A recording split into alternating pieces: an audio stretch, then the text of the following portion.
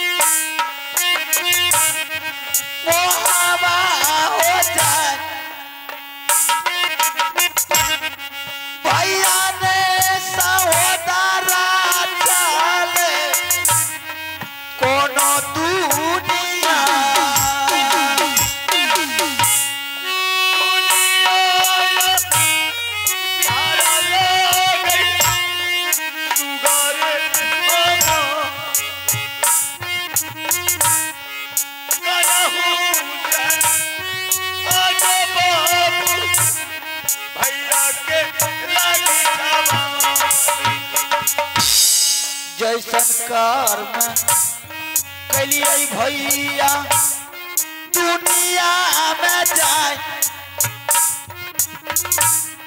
वैसन फल मिलल भगवान है हो मोहबा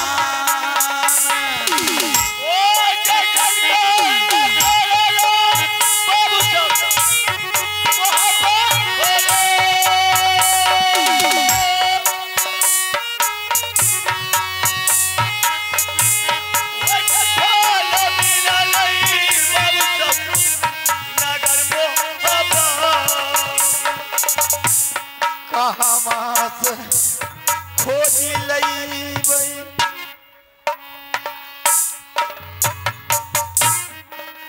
दुलारा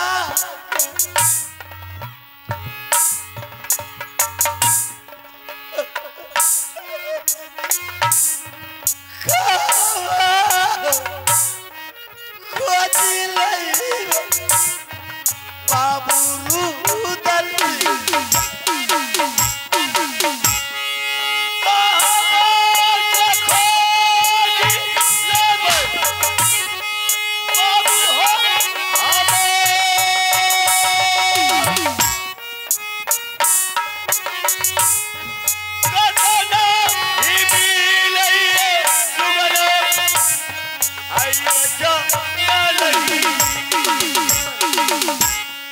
दोसरे जा गला चलल बदला हो जाए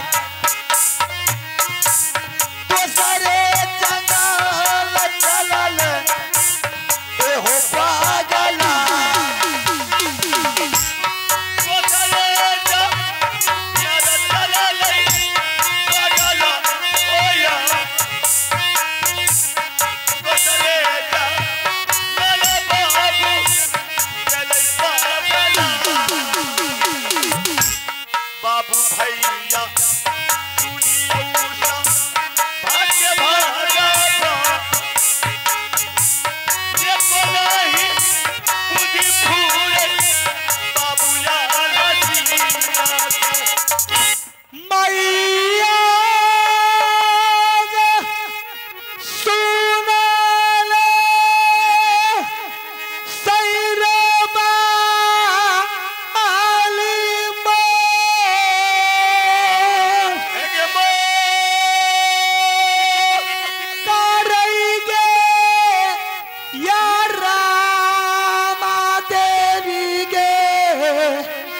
रानी सोना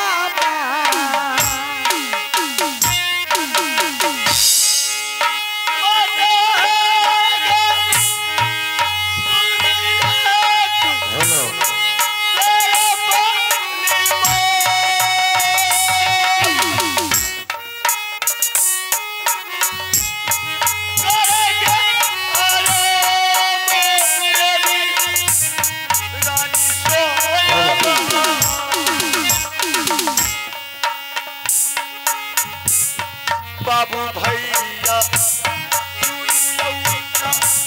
भाग्य भगवान बड़ी बड़ी लुमा भैया हो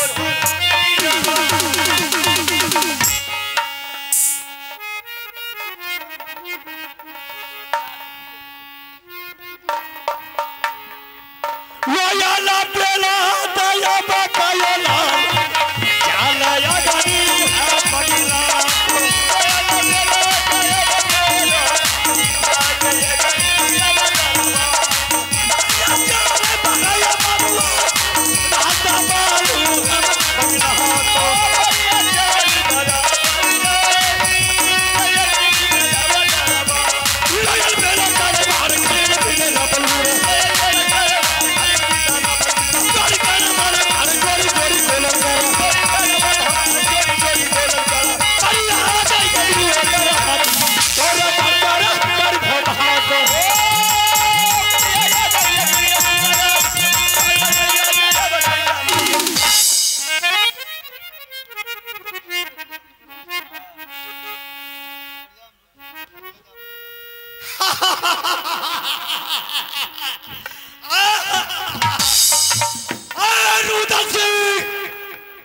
जैसे तूने केवली घोड़ी को फना करके ले गया राज महापा, वैसे तुम्हारा भाभी को डोला उठाकर नहीं ले जाओ। अग्निकूट मेरा नाम है अग्नि।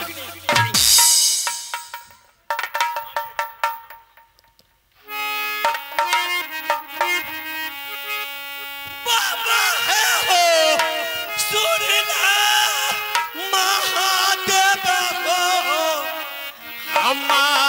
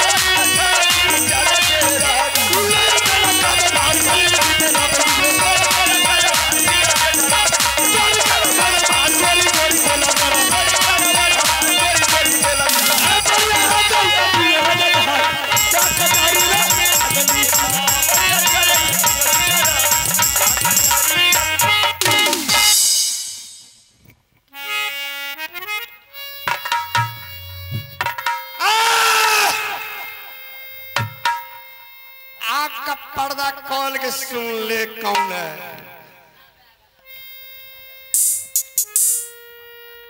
कौन है तुम? कहाँ ले आया है तू मुझे? तुम्हें दिखाई नहीं देता है कौन है? ये अग्निकुंड राज है, हमारे ही नाम है अग्नि सिंह। आप आराम से चल, अच्छा से अच्छा खाना बना, दोनों आदमी खाना खाएंगे और ये स्मरण करेंगे। दुष्ट पापी, तुम्हारे घर में तेरी माँ बहन नहीं है, तुम्हारी बहू बेटी नहीं है रे। 7 साल करके मैंने अपने बाल में सोई थी, तूने भरी हुई नींद में उठा कर ले आया है। क्या बिगाड़ी मैंने, कौन सी गलती तुम्हारा किया कि तूने मुझे यहाँ उठा कर लाया है? गलती तो ऐसा किया है, उसका परिणाम मिलेगा तुझे।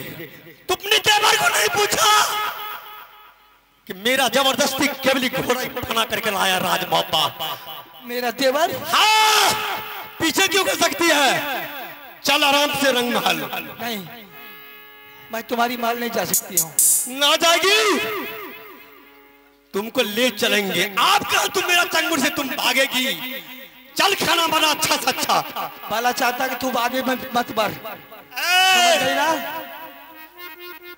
अब तुम मेरा चंगुल से कहो जान सकती है? नहीं, मैं तुम्हारे चंगुल में हरगिज नहीं आ सकती हूँ। नहीं जाएगी?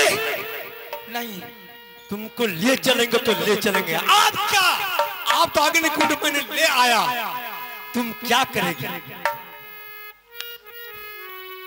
पापी राजा, धोखेबाज, छतरी नाम पर कलंक, किसी की नारी के साथ खिलवाड़ करता है, तू धोखेबाजी करता है। सोना नारी, भगवान तुझे माफ नहीं करेगा रे। तुम्हारी देवर अग्नि सिंह से छल किया, उसी तरह तुमसे मैंने छल किया। बदला किसी को माफ नहीं होता है। तो माँ की दूध पीता तो मेरे देवर अगर स्टेम रहता तो दोबारा तुम्हारे माँ की कोख में वापस कर देता। पापी, मुझसे छल करके मुझे मौका की फायदा उठाया। अरे मेरे देवर नहीं है तब तो तू क्यों मेरे साथ इस तरह जोर जुलूम कर रहा है?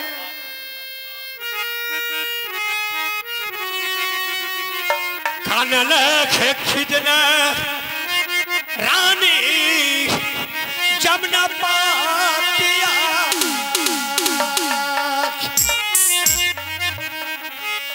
चला चला चला है रानी रंगमा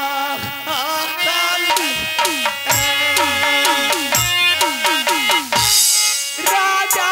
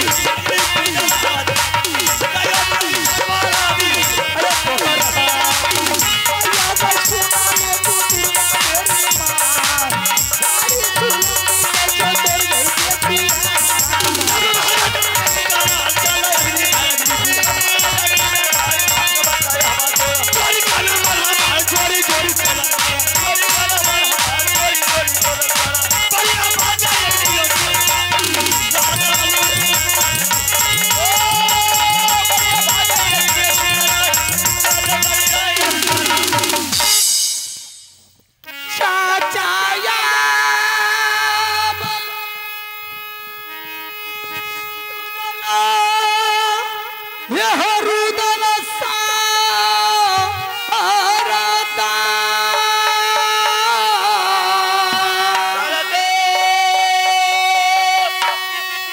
तुहरे हो कराना चाचा जी पागल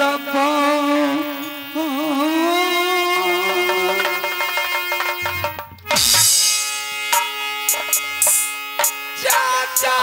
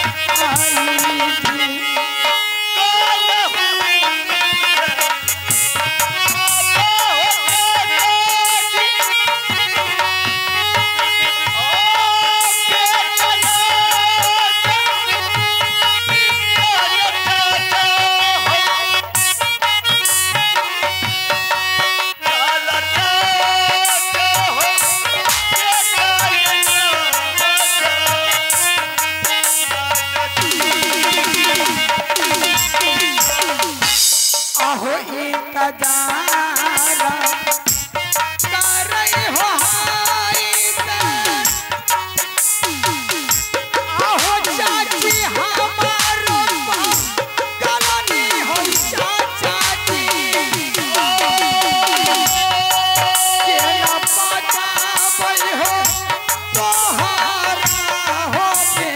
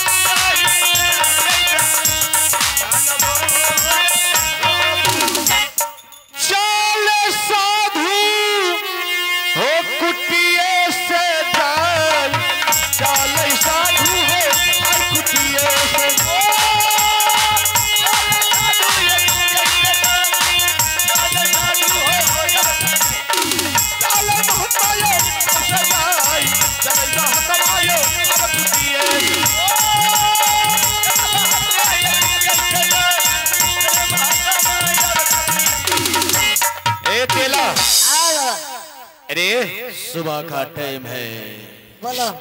देखो बच्चा, सुबह का टाइम है। हाँ। कम से कम संत महात्मा का कर्तव्य बनता है कि एक दो भजन गाना चाहिए, भजन होना चाहिए। सही बात है।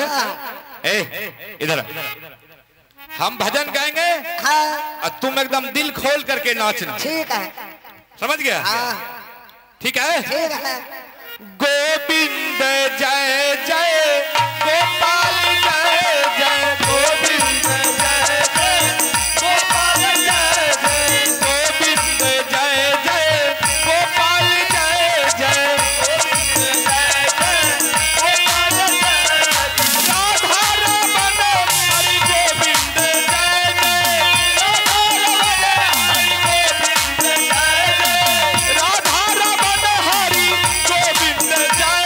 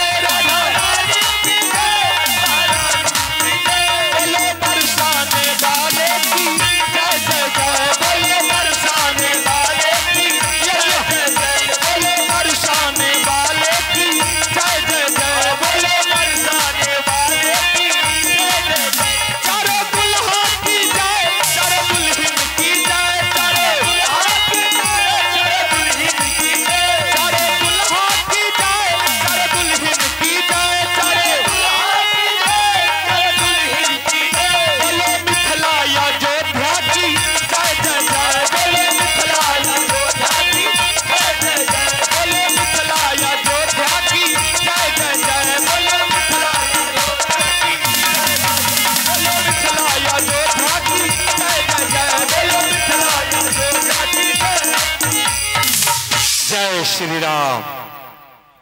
चेला, अरे तुम्हें कुछ मालूम है? ना बाबा। कल का पेपर में निकला है हाँ कि काशी जी में 151 संत को बलि दे दिया। हाँ बाबा। हाँ सही बात है ना? सही बात है बाबा। और उसके बाद हाँ। गोरखपुर का मैसेज आया है कि 51 संत को वहां बलि दे दिया। अब पता नहीं कौन है नहीं है। कौन है बाबा? अब राम जाने प्रभु की इच्छा कहां से चंडाल आया है। जितना संत है संसार में सबको ढूंढ ढूंढ करके मारता है। बाबा एक बात आरो छोड़ क्या? दो। कंठियर का तोड़ का चला माछे खा लग बेहुदा कहीं का। हम दुश्मन के डर से हम क्या करेंगे? माला को तोड़ लेंगे। तब की करबो? माछ न खेबो। मारेंगे बस। देखो अगर नहीं होता है तो इस राज को छोड़ करके चलो, कहीं दूसरे राज चले जाएंगे। दूसरा राज? हाँ चलो। अरे जहां दुश्मन आगमन नहीं करता होगा वहां चले जाएंगे। ठीक है? ठीक है। अरे वैसे तो जब प्रभु पर ध्यान धरेंगे, हाँ। समझ गया, प्रभु पर अगर ध्यान धरेंगे तो हम लोगों का बाल बाका नहीं होगा। क्योंकि किसी ने कहा है जाको राखे साइया मार सके न कोई, अब बाल ना बाका कर सके जो जग बैरी हो। सही बात। कर्म प्रधाना विष करी राखा, जो जस करहि तस फल चाखा। जो जैसा कर्म करता है उसको ऐसा दंड मिलता है। सही। समझ गए? इसलिए देखो अरे बाबा कौन आ रहा है? प्राण इधर आओ, इधर आओ।